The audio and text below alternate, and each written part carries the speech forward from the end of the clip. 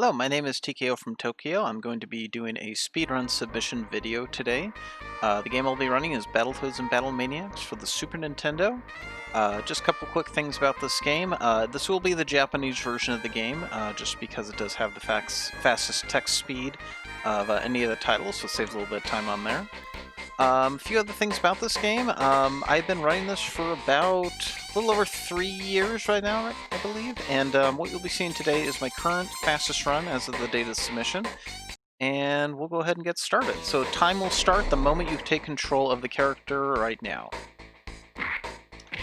So you notice in this run, we are going to be playing as Rash. You can do these as Pimple as well, too. Pimple has a little bit more of a different hitbox than Rash, which will make a big difference at the end of the game when you fight the final boss, and we'll get into that a little bit later. This first level in Ragnarok Canyon, it's pretty much a straightforward side-scroller. The way you advance in this level is, of course, you have to defeat all the enemies to move from one section to another. So the goal we're going to be doing in this first level is just trying to defeat enemies as quick as we can.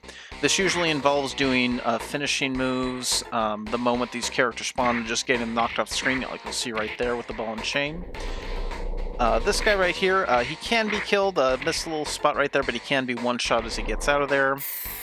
The rest of this run is basically going to be trying to knock out the enemies as fast as we can, and you'll see that like different characters, because of their appearance, will have more hit points than others. Like these ones right there, they have the least ones. These guys, we do take an intentional death there because it's easier than just killing them. And then a little bit later we'll get to some other the pigs are a little bit harder to kill, but not too bad. Those guys right there we just kick off right here.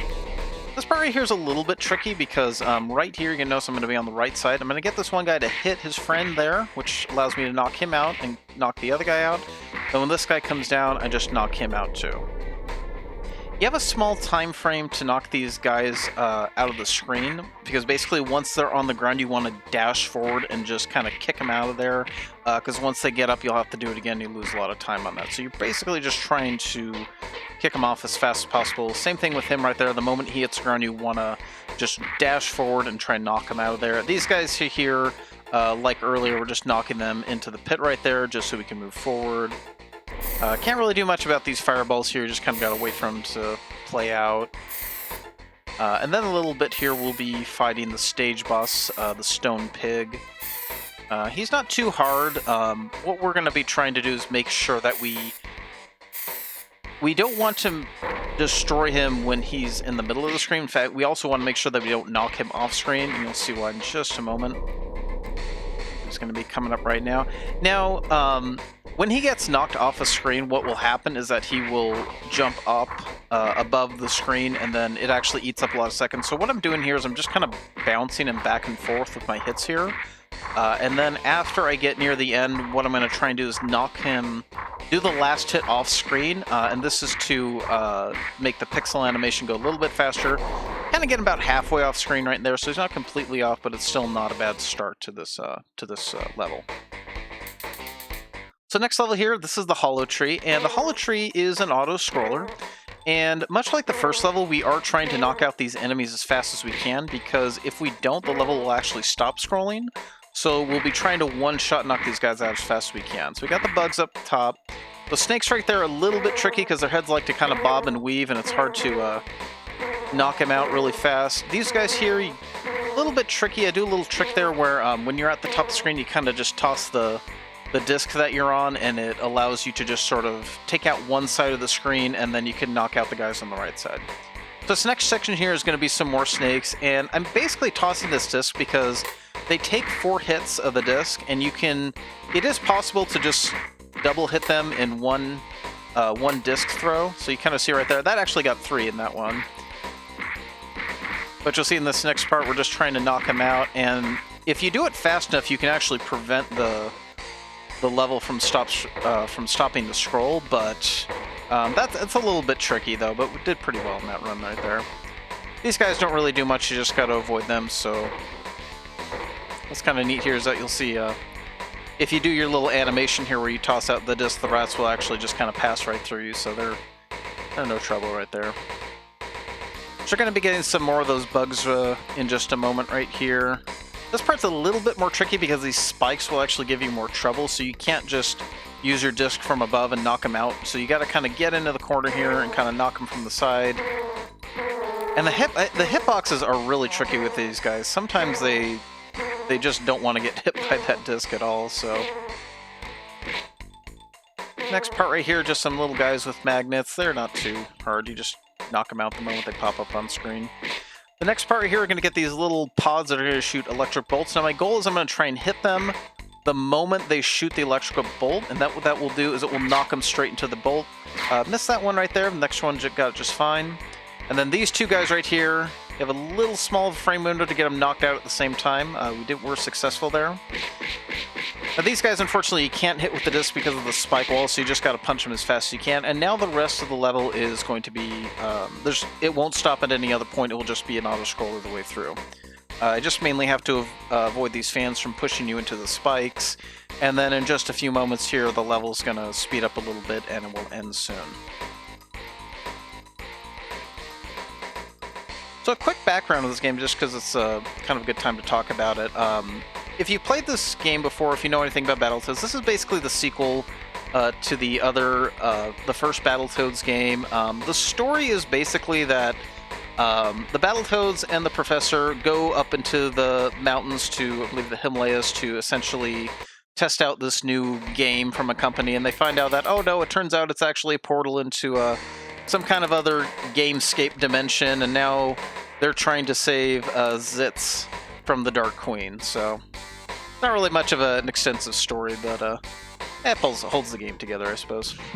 Now this level here, this is the first of 2 bonus levels in the game. This is actually going to be probably the best time for donations in the run, if we do a marathon run here, because the main goal of this level is...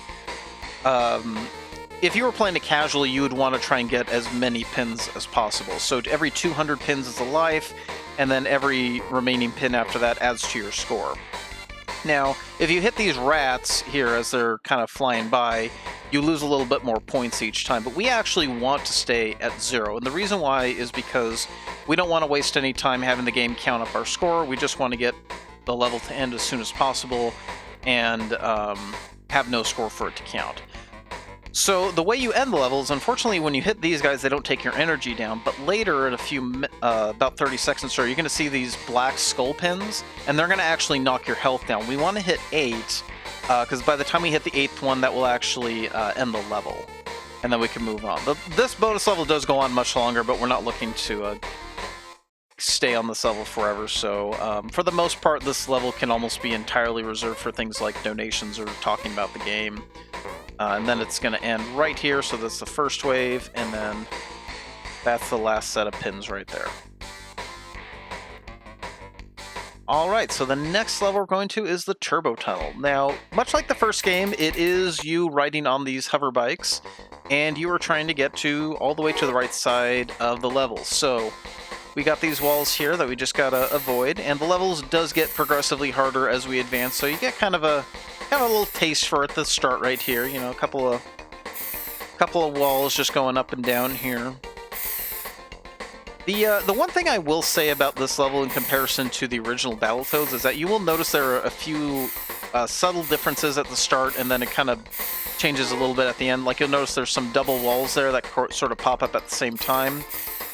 You do have to be careful of your jumps, because if you jump too early, you can actually jump over the first one and hit the second one. The other thing about this is that you have to be careful on a lot of these ramps. So, for example, if I were to hit these ramps right at the start and then try to move my character back, I'll actually fall into the pit. And then later on, you're going to find some other ramps where if you actually hit the wrong ones, you can fall into the pit early as well. This next part right here, you just kind of got to avoid the walls going up and down.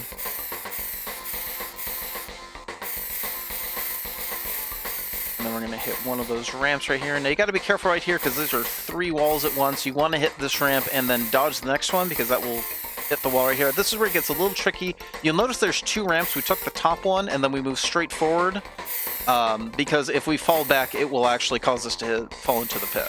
So you can't take the other paths too, but it's a little bit tricky. So Now right here we're also going to see another different feature in this mode of the turbo tunnel in this game, is where you actually do fall into the pit. But if you notice, there's a little rock there you have to bounce off of, because in this game when you fall into the pit you don't instantly die like the original Battletoads. So you see we're kind of just sort of dragging ourselves in the pit, and you see there's a little rock and you have to jump off that rock in order to get out of the pit. So we're going to do that one more time right here, and then this will be the last section where it goes really, really fast. Just got to move up and down really quickly to get through these things, and that is the end of the turbo tunnel. Alright, so the next level is going to be Karnas Lair. Now, this is also similar to the first Battletoads where we have the snake level. The snakes in here, they move in predetermined patterns. The first level has no spikes or obstacles, so there's basically no way to die at all in this first level. You pretty much got to wait the snakes out to get to the end. And in this one, the way you go into the next level is that you'll see there's little exit signs, and then there's holes in the wall that the snakes go through. You basically have to wait for the snake to go through, so unfortunately, unlike the original one where you could just kind of jump into the hole in the wall to get to the next level, you have to wait for the snake to actually pass through, because that will allow your character to go through the next one. Now in the second section here, this is going to be gets a little bit trickier because now we have spikes, and you have to be a lot more careful jumping around them. But it's not too difficult. Just gotta watch out, and kind of gotta watch your hitbox here too when you're jumping around these little spikes here. The other thing I will note about this level is that this is actually going to be the one level that has the game's only little warp glitch, and it's going to shave off about 8 seconds from if we were to finish the game normally. And it's going to actually be coming up in the fourth section here in the little ice section. So this is actually, I would say probably this is another good time for a donation segment for about 30 seconds or so. Just because most of this part here is pretty straightforward. It's mostly just being sure to dodge all the spikes and just keeping time with the patterns, so.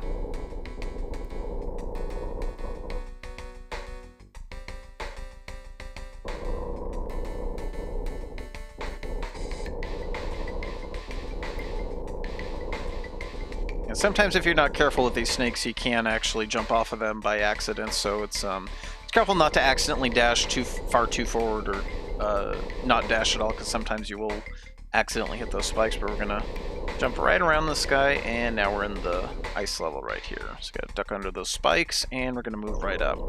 So now the way the glitch works in this level is that the last snake that would normally take you to the exit is going to appear on the top left side of the screen. But we're not going to wait for that snake to get to the exit. What we need to do is that we're actually going to jump around. There's two snakes that appear right before him, and we're going to actually jump around the left snake because we want to actually jump on top of the snake, the last snake that comes out, because the moment he pops out, we're going to dash forward and press down, and that will immediately end the level. And that does save, because you notice the exit is right above where our character is right now, but again, we don't want to wait for that because that just takes too long. This part right here is a little bit tricky because you do have a small window you want to jump right over, so you kind of got to like bounce over the nose right there, but you got to make sure not to hit spikes, and then dash on the snake, double tap, go down. And that ends the level. Alright, next one is Clincher Winger. And this one, we got this little guy on a rocket pack here. He's got a buzzsaw that says he doesn't want us to finish this level.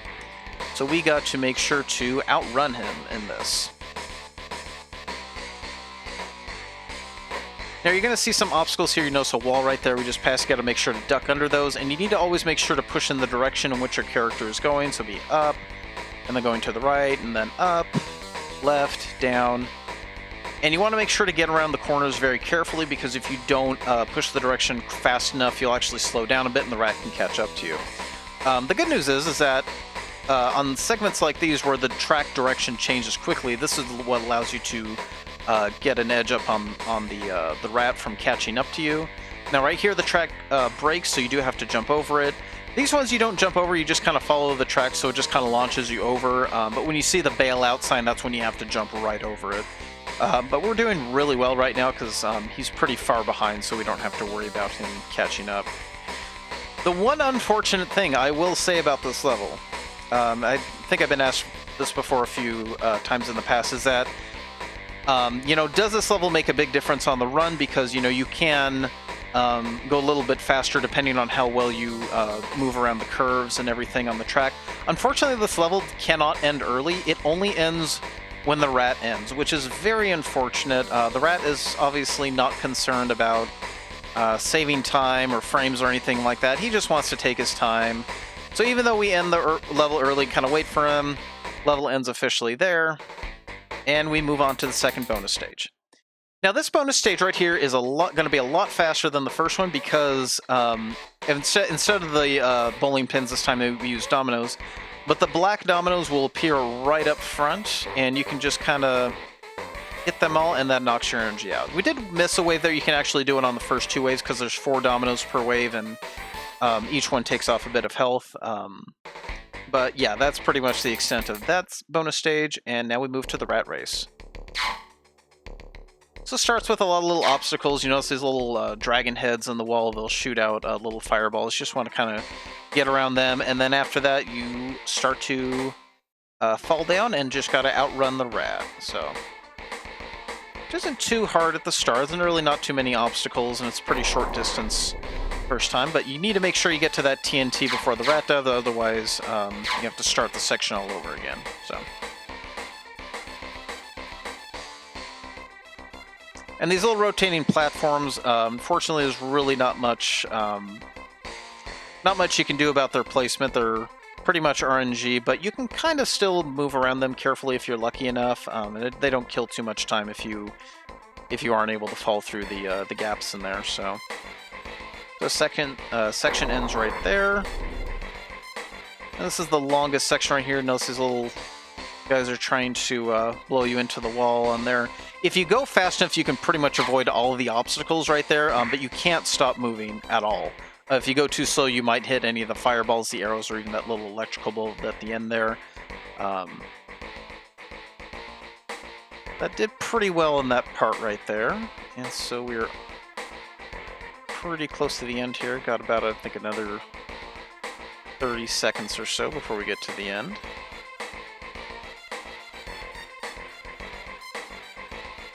Now the other thing is that regardless of how far ahead of you are of the rat, it will always catch up right now. So you do want to try and at least hit it once or twice, so to kind of launch him up there. Because if you don't hit him at all, you do risk him getting to the TNT switch right there. So it's kind of safe just to do that. But we did get a few hits on him, and now we're going to face the Dark Queen.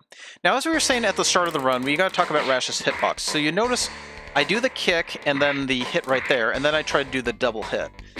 Pimple actually cannot do the double hits on the ground, which is what makes Rash a better choice for a faster run. Pimple can do the hits when the queen is up on the ledges there, but he cannot do it at the bottom because he will get hit by the queen's projectiles right here. And there is a bit of a small window, like you pretty much have to do your first hit, like you have to hit the queen right as she's about to appear. If you do it too late, you can only get one hit off, and it does take a little bit longer than that.